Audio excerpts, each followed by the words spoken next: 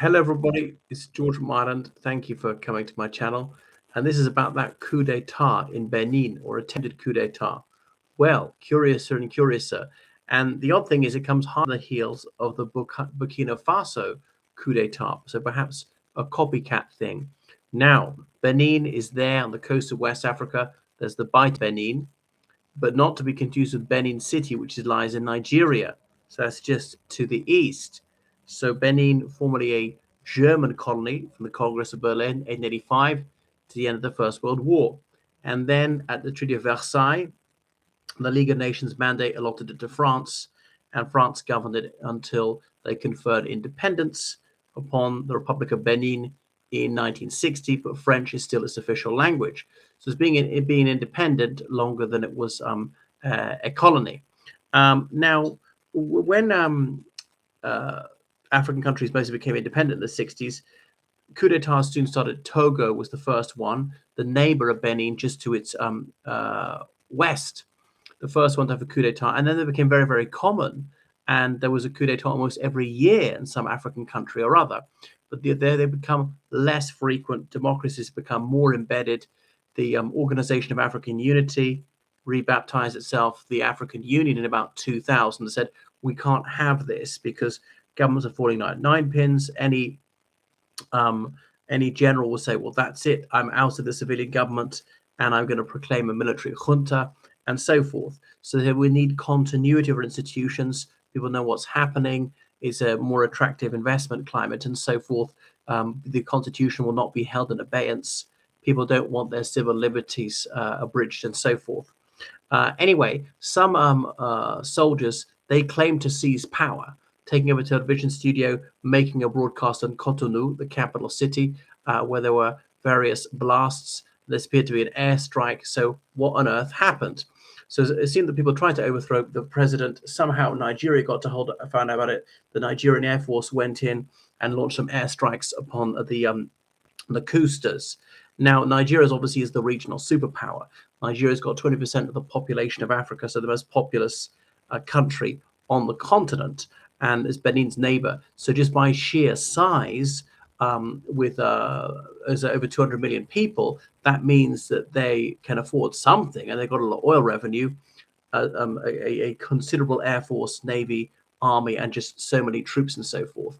So the president of Nigeria disclosed that yes, the Nigerian Air Force flew in there and it bombed a certain military camp and so forth. Okay, so that's it. And Benin had been one country been relatively free from coups, a mostly democratic system. So Patrice Talon is there, and he said that they were the cousters were bested, and this was treason, but they must be brought to book. So the president is 67, and he was near the end of his second term, if I've got that right. So some people have been apprehended, are going to be charged in relation to this attempt to overthrow the constitutional order.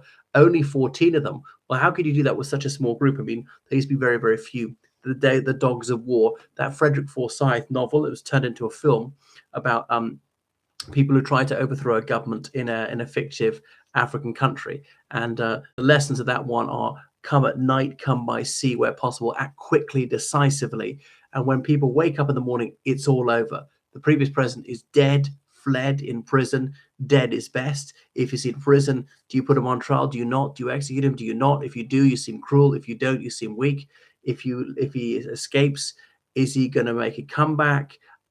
Or is he going to be criticizing you from abroad? If you keep him in prison, there might be a campaign to release him. Is he going to escape? Is he going to get rescued? So people can't be loyal to him if he's dead, but the world might react very badly to that, say that was evil. Other presidents say we don't like the precedent set of presidents getting killed and so forth. Anyway, so some people have been arrested because of that. There was shooting near the president's palace in the middle of the night. But the president obviously wasn't killed or captured. So foreign citizens have been told to basically stay off the streets. So, wow, I'm not sure if anyone was killed at this.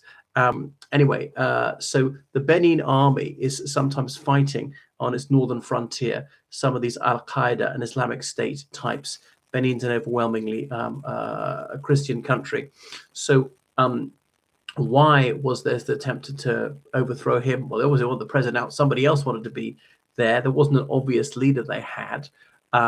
but there is some economic difficulty. There's been less spending on medical care and so forth. Taxes have gone up, and people claim that President Talon is stifling the economy and free expression. So President Talon, he used to be a major farmer and cotton dealer and so on. And he's groomed his successor. He thinks Homo Wadiagni should become next, who's currently Minister for Finance. We shall see. But there's been steady economic growth. It's one of the more prosperous countries in West Africa, partly because you know what's happening. The water, electricity is not being cut off. The transport system is in decent nick. Almost every child gets to go to school, and the place functions. The dysfunctionality of some African countries is galling, though they tend to be getting better. It's not too overcrowded and stuff like that. And the thing like oil as there is in Nigeria. So yeah, the presidential term is 7 years to serve 2 years maximum, and the current president said he is going to stand down. So in Guinea, not long ago, there was a coup d'etat, Mali, Niger. So it seemed that coup d'etats were a thing of the past, but in the past few years, they've increased. Likewise in Gabon. So what on earth is happening? But the African Union and this regional organization for West Africa denounced the coup d'etat, said the constitution must not be overthrown, and that's it. We have to uphold the legitimate president because we, you know, if he's going to be overthrown, another one will be overthrown, and so on. So the African Union says we're not going to allow this. This must not stand, and it seems to have worked. But it were not for that fraternal support of Nigeria, maybe the coups would have got away with it. So perhaps they didn't act quickly and decisively enough. Maybe there just weren't enough of them. And that's a difficulty with the coups, because if they say, we're thinking of overthrowing the president, do you want in on the plot? Every time you try and bring somebody into the circle of trust, there's a danger that he or she is going to go to the president and say, hey, there's a plot against you, and run up the coups. But, you know, someone cannot overthrow a government on his own. He or she has got to bring enough people in to effectuate the coup, but not so many that one of them, and you can't tell who is going to let the cat out of the bag, either deliberately or accidentally. So that is the risk for them. And very often it was the military did it because they've got the guns. So sometimes it was someone else within the regime, another cabinet minister in a civilian government, and military governments, indeed military dictatorships, were not uncommon in Africa. At times, obviously, coup d'etats have taken place all over the world, literally at the state, or in German, a putsch, as in literally a punch. So why would they do that?